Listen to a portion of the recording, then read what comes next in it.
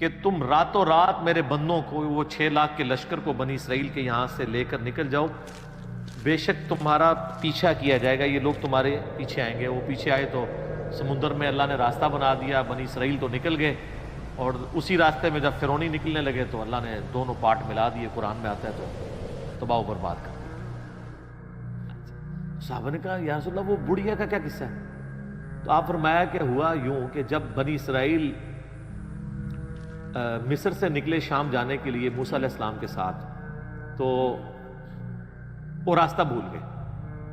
تو حضرت موسیٰ علیہ السلام نے جو بنی اسرائیل کے علماء تھے نا، ان کو بلایا، ان سے مشورہ کیا جائے کہ یہ مسئلہ کیا ہے۔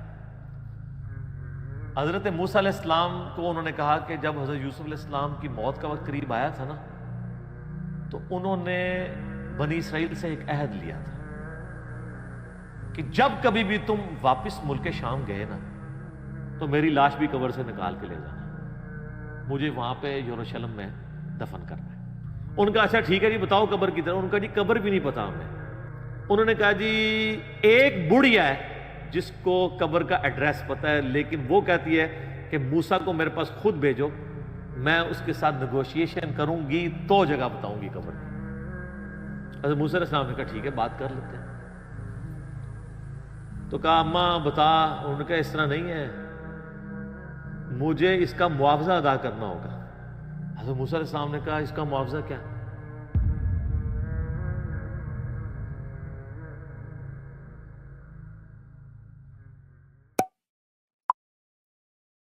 ایسے تو نہیں ہوتا ہے۔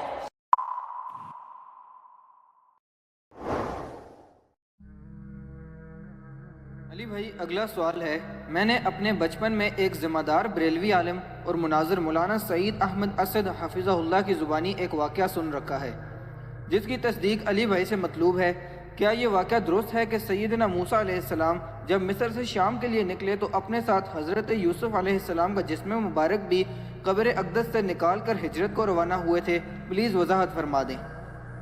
دیکھیں جی، جو سعید احمد اسد صاحب ہیں نا جی حفظہ اللہ تعالیٰ، ان سے میری ملاقات بھی آپ کو پتہ ہے فیصل آباد میں ہوئی تھی۔ یہ بریلوی مکتب فکر کے چند ایجوکیٹڈ علماء میں سے۔ مجھے صحیح طرح یاد ہے کہ 1996 میں، یعنی آج سے 24 سال پہلے، جب میں انجینئرنگ یونیورسٹی میں سیکنڈ ایئر میں پڑھتا تھا، تو ویکینڈز پہ میں گھر آیا کرتا تھا، تو ان کی ایک میلاد کے موقع کے اوپر تقریر تھی۔ اس تقریر میں نے پہلی دفعہ شیخ ناصر الدین البانی رحمہ اللہ تعالیٰ کا نام ان کے منہ سے سنا تھا۔ میں خود بھی اس وقت کٹر بریلوی تھا، تو مجھے یاد ہے کہ سعید اسد صاحب اس وقت کہتے تھے، اس وقت داڑھی بھی ان کی کالی تھی، کہ اس وقت البانی صاحب بھی زندہ تھے۔ البانی صاحب فوت ہوئے 1999 میں، تو کینسن اور سعودیہ ایک بیٹھے ہیں نا دا، ٹھیک ہے، تو حالانکہ وہ ان کا بھی کوئی نہیں ہے۔ آپ اس نے اہل بیت کی محبت میں جو احادیث جمع کی ہیں نا، تو میں نے آپ کو بتایا کہ عنقریب اس کو بھی یہ رافضی کہہ دیں گے۔ وہ ان کا نہیں تھا، وہ اللہ اور اس کے رسول کا ماننے والا تھا، بڑا محب اہل بیت بنا تھا رحمہ اللہ تعالی۔ تو البانی صاحب کا تعارف میں نے پہلی دفعہ ان سے سنا۔ میں نے بھی سعید احمد اسد صاحب سے یہ والی حدیث خود سنی تھی۔ خیر اس وقت تو مجھے اتنا آئیڈیا نہیں تھا حدیث کی کتابوں کا۔ بہرحال یہ جو حدیث انہوں نے بیان کی ہے نا، اس واقعے کا ذکر کیا، یہ بالکل صحیح سند سے ثابت ہے، اور یہ بڑا انٹرسٹنگ واقعہ ہے۔ یہ واقعہ آپ کو المستدرک للحاکم میں بھی مل جائے گا صحیح سند کے ساتھ۔ امام حاکم نے اس حدیث کو امام بخاری کی شرط پہ صحیح کہا ہے، امام ذہبی نے بھی ان کی موافقت کی ہے۔ یہ حدیث جو ہے وہ مسند ابی یعلا میں بھی موجود ہے صحیح سند سے، صحیح ابن حبان کے اندر بھی موجود ہے۔ یہ حدیث تفسیر ابن کثیر میں بھی موجود ہے۔ تفسیر ابن کثیر میں جو سورہ الشعراء کی آیت نمبر 52 ہے نا، حضرت موسیٰ علیہ السلام کے بارے میں آتا ہے نا کہ اللہ تعالیٰ فرماتا ہے کہ ہم نے ان کی طرف وحی کی تھی، وَأَوْحَيْنَا إِلَى مُوسَىٰ أَنْ أَسْرِ بِعِبَادِي إِنَّكُمْ مُتَّبَعُونَ، ہم نے موسیٰ کو وحی کی کہ تم راتوں رات میرے بندوں کو، وہ 6 لاکھ کے لشکر کو بنی اسرائیل کے یہاں سے لے کر نکل جاؤ، بے شک تمہارا پیچھا کیا جائے گا، یہ لوگ تمہارے پیچھے آئیں گے۔ وہ پیچھے آئے تو سمندر میں اللہ نے راستہ بنا دیا، بنی اسرائیل تو نکل گئے، اور اسی راستے میں جب فرعونی نکلنے لگے تو اللہ نے دونوں پارٹ ملا دیے، قرآن میں آتا ہے، تو تباہ و برباد کر دیا۔ تو اس آیت کے کانٹیکسٹ میں یہ سورہ الشعراء پارہ نمبر 19 آیت نمبر 52 کے کانٹیکسٹ میں امام ابن کثیر اس حدیث کو لے کے آئے ہیں جو حاکم کے اندر موجود ہے کہ نبی صلی اللہ علیہ وآلہ وسلم کسی گاؤں ایریا میں تشریف لے گئے تو وہاں پہ ایک دیہاتی شخص تھا، اس نے آپ صلی اللہ علیہ وآلہ وسلم کی مہمان نوازی کی۔ آپ بڑے خوش ہوئے، آپ نے اٹھتے ہوئے فرمایا کہ کبھی موقع ملے تو تم ہمارے پاس بھی آنا، دعوت دے دی۔ اس کے لیے تو آنر کی بات تھی۔ کچھ عرصے بعد وہ نبی علیہ السلام کو ملنے کے لیے آیا، آپ صلی اللہ علیہ وآلہ وسلم نے اس کی خوب مہمان نوازی کی، ایک تو بدلہ اتر گیا۔ پھر آپ نے اینڈ پہ فرمایا مانگ کیا مانگتا ہے؟ اس نے کہا یا رسول اللہ ایک اونٹ چاہیے جس پہ میں اور میرے گھر والے سواری کر لیں، ہاں اس پہ کجاوا بھی ہونا چاہیے، یعنی اچھی سیٹیں لگی ہوئی ہوں، اور 2-4 بکریاں مل جائیں جن کا دودھ دو کہ میں اپنا اور اپنا فیملی کا سلسلہ چلا لوں۔ یار اس زمانے میں بس سبسسٹنس لیول پہ یہی لائف گزارنے کا ذریعہ ہوتا تھا۔ یہ آج کل تو ہم جو لائف گزار رہے ہیں نا، یہ اس وقت کا امیر آدمی بھی نہیں تھا گزار سکتا۔ گندم کے دانے، سال کے دانے پورے ہو جائیں، دودھ کے لیے بھیڑ بکری رکھی ہیں، اللہ اللہ خیر صلی اللہ، اور کوئی کام ہی نہیں ہے۔ یہ جو آسائشیں ہیں ان کی وجہ سے ہمارے لیے مصیبت کھڑی ہوگی۔ ایک اونٹ اور چند بکریاں مانگی، اور کس سے مانگ رہا ہے؟ اللہ کے نبی سے، جن سے آپ کچھ بھی مانگ سکتے ہیں وہ اللہ سے لے کے دے سکتے ہیں۔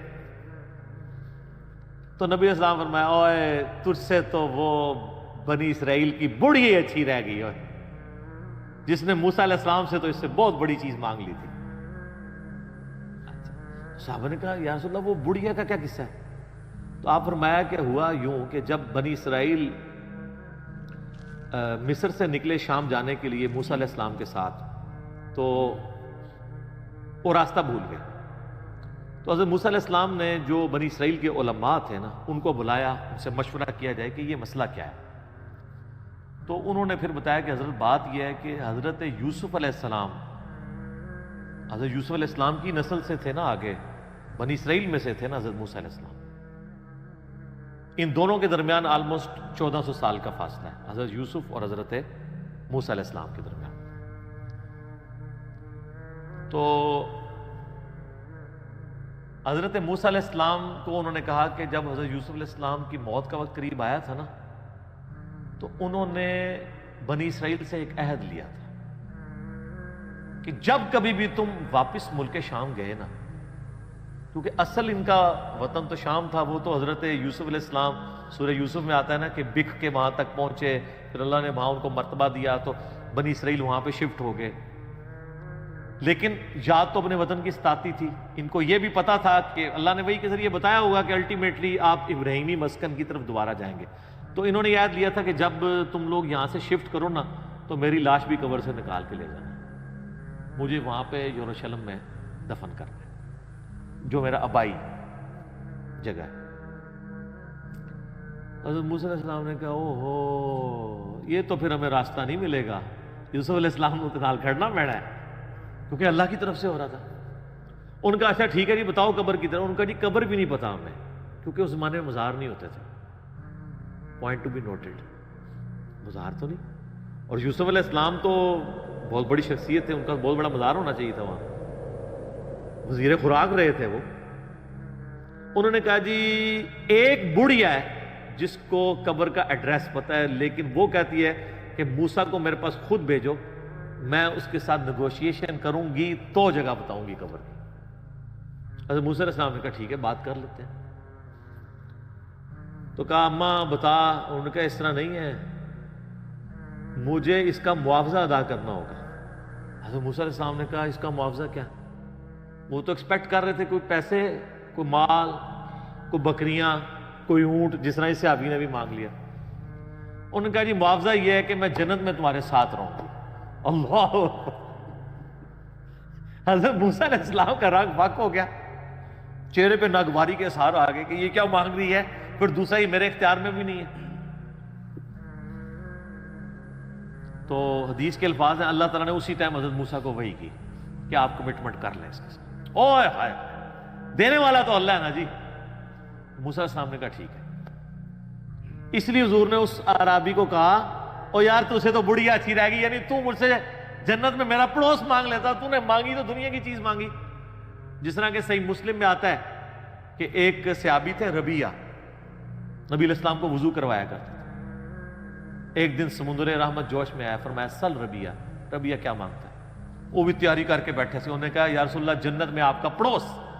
ہو سکتا ہے اس واقعے کے بعد یہ ہوا ہو, انہوں نے یہ بات سنی ہوئی ہو, اہم ممکن ہے, یہ میری اسیسمنٹ ہے. تو آپ فرمایا اور بھی کچھ مانگ لیں. ان کا نہیں یا رسول اللہ اس کے بعد تو مجھے کچھ نہیں چاہیے. تو آپ نے فرمایا پھر کثرت سجود سے میری مدد کر, یعنی اللہ کی عبادت کر کثرت کے ساتھ, میری شفاعت بھی تیرے کام آئے گی, الٹیمیٹلی تجھے جنت میں میرا پڑوس مل جائے گا انشاءاللہ. بلکہ آپ لوگوں کے لیے خوشخبری, بخاری مسلم میں حدیث ہے کہ ایک صحابی ہے, ان کا یا رسول اللہ قیامت کب آئے گی؟ آپ نے فرمایا کہ تو قیامت کے لیے تو نے تیاری بھی کی ہے؟ تو اس نے کہا یا رسول اللہ میں تو بس موٹے موٹے دین پہ چلتا ہوں, فرائض پورے کرتا ہوں, کوئی ایکسٹرا نفلی باتیں میرے پاس نہیں ہیں. ہاں میں اللہ اور اس کے رسول سے محبت کرتا ہوں. تو آپ نے فرمایا پھر اللہ اور اس کا رسول تمہارے ساتھ ہوں گے. حضرت انس بن مالک کہتے ہیں کہ اسلام لانے کے بعد رسول اللہ کے کسی فرمان سے ہمیں اتنی خوشی نہیں ہوئی جتنا اس فرمان سے ہوئی کہ جو اللہ اور اس کے رسول کے ساتھ محبت کرتا ہے اللہ اور اس کا رسول قیامت والے دن اس کے ساتھ ہوں گے, یعنی اسے بھی پڑوس مل جائے گا. اور پھر حضرت انس بن مالک کے الفاظ ہیں بخاری مسلم, اے اللہ میں اللہ سے, اس کے رسول سے, حضرت ابو بکر عمر سے محبت کرتا ہوں, گو میرے اعمال ابو بکر عمر والے نہیں ہیں, لیکن یا اللہ مجھے بھی اپنا اور اپنے محبوب کا ساتھ قیامت والے دن نصیب فرما, آمین.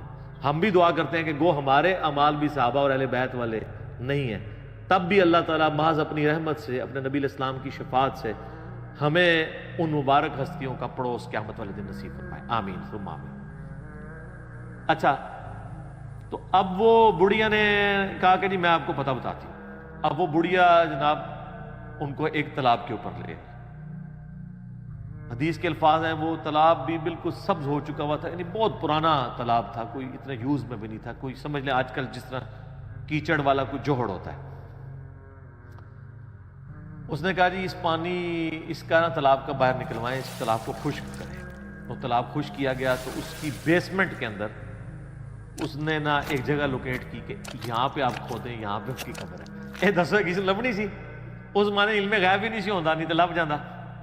ٹھیک ہے, بزرگوں کہتے ہیں نا علم غیب ہے, وہ جب تک اللہ نہ بتائے تو پیغمبر کو بھی نہیں پتا چلتا. تو خیر وہ قبر کھودی, اور حدیث کے الفاظ ہیں کہ انہوں نے حضرت یوسف علیہ السلام کا جسد انور نکالا, تو پھر بنی اسرائیل کے لیے جو ہے نا راستہ بالکل واضح ہو گیا, پھر وہ اپنے سفر پہ چل. تو یہ حدیث ہے جس میں حضرت یوسف علیہ السلام کا جسد انور وہاں پہ شفٹ کرنے کی بات ہے. لیکن اس حدیث کے اندر ایک اشکال بھی ہے, میں اس کو کلیئر کر دوں. اس حدیث میں الفاظ ہیں کہ حضرت موسیٰ علیہ السلام نے کہا وَاسْتَخْرِجُوا عِظَامَ یوسف, یوسف کی ہڈیوں کو یہاں سے نکالو. اس کی وجہ سے بعض لوگ یہ کہتے ہیں کہ جی یہ تو حضرت یوسف علیہ السلام کا تو جسم معاذ اللہ سلامت نہیں تھا, وہ تو ہڈیاں شفٹ کی گئی ہیں. شیخ البانی رحمہ اللہ تعالی سلسلہ احادیث صحیحہ میں لکھتے ہیں کہ میں بڑا عرصہ پریشان رہا کہ ہمیں تو صحیح احادیث کی روشنی میں یہ بات پتہ ہے, ایون قرآن سے بھی اشارہ ملتا ہے, میں بعد میں بتاتا ہوں آپ کو, کہ انبیاء کے جسموں کو مٹی نہیں کھاتی ہے. تو یہ کیسے ہو سکتا ہے کہ یوسف علیہ السلام کے ہڈیوں کا ڈھانچہ وہاں پہ ہو؟ تو کہتے ہیں میرا مسئلہ حل ہوا جب میں نے سنن نبی داؤد میں وہ حدیث پڑھی نا, حضرت تمیم داری نے کہا یا رسول اللہ صلی اللہ علیہ وآلہ وسلم آپ یعنی کھڑے ہو کے خطبہ دیتے ہیں تو میں آپ کے لیے ایک ممبر نہ تیار کروا دوں جس پہ آپ بیٹھ کے تھوڑی دیر آرام کر لیا کریں. تو اس میں پتہ کیا الفاظ ہے, وہ کہتے ہیں یحمل عظامک, اس ممبر پہ آپ اپنی ہڈیاں رکھ سکیں. ہونا تو چاہیے تھا جسم رکھ سکے. تو البانی کہتے ہیں کہ وہ مجھے پتا چلا کہ یہ عرب کے لوگ محاورتاً یہ لفظ بولتے ہیں، یعنی وہ جسم، ہڈیوں کے ایکویلنٹ جسم اور جسم کے لیے ہڈیاں استعمال کرتے ہیں. جیسے ہمارے جسم میں درد ہو تو ہم کیا کہتے ہیں؟ میری ہڈیاں ٹوٹ رہی ہیں. اس کا یہ مطلب نہیں ہوتا کہ فزیکلی کوئی ہڈیاں ٹوٹ رہی ہیں، جسم میں درد ہے. بریانی کھائی ہے تو سینے میں آگ لگی ہوئی ہے، اس سے مراد وہ فائر نہیں ہوتی، یہ محاورہ تھا. تو کہتے ہیں اس صحابی نے یہ بھی کہہ سکتا تھا یا رسول اللہ جس پہ آپ آرام کر سکیں، اس نے لفظ کیوں استعمال کیے کہ یحمل عظامک، آپ کی ہڈیاں، آپ اپنی ہڈیاں اس پہ رکھ سکیں. تو ہڈیاں اپنی کو رکھ سکتا ہے. تو اس اشکال کا جواب ہو گیا. اب آ جائیں اس آیت کی طرف جو میں نے کہا قرآن میں، وہ سورہ سبا ہے، آیت نمبر 14. اعوذ باللہ من الشیطان الرجیم، بسم اللہ الرحمن الرحیم. یہ بڑا مشہور واقعہ ہے. حضرت سلیمان بن داود علیہ السلام، آپ کو پتا ہے جب یہ فوت ہو گئے تو یہ ہیکل سلیمانی تعمیر کروا رہے تھے، تو ایک عصا کے سہارے یہ کھڑے رہے. اس کا ذکر ہے. فلما قضینا علیہ الموت، جب ہم نے ان پر موت وارد کر دی، ما دلہم علی موتہ الا دابۃ الارض تأکل من سأتہ، تو ان کی موت کی خبر نہیں دی مگر اس زمین کے کیڑے نے جو ان کے عصا کو کھا گیا. اب وہ عصا کے سہارے ظاہر کرسی بھی بیٹھے ہوں گے، یوں کر کے سہارا لیا ہوا ہوگا، جس سے فیل یہ ہو رہا تھا کہ وہ زندہ ہی ہے. لیکن کسی جن کی یہ بھی جرت نہیں ہوئی ہے کہ روب اتنا تھا کہ کسی کی یہ بھی نہیں جرت ہوئی کہ کہیں فوت ہی نہ ہو گئے ہوں، کہ اٹھ کے نماز بھی نہیں پڑھ رہے، کتنے دنوں سے جسم اسی طریقے سے ہے، اتنی بھی ان کی جرت نہیں تھی، ڈرتے تھے. فلما خر، جب ان کا جسم نیچے آیا، یعنی کیا ہوا کہ وہ دیمک جو ہے نا اس کو چاٹ گئی. تو سر دیمک ایک دن میں نہیں چاٹتی،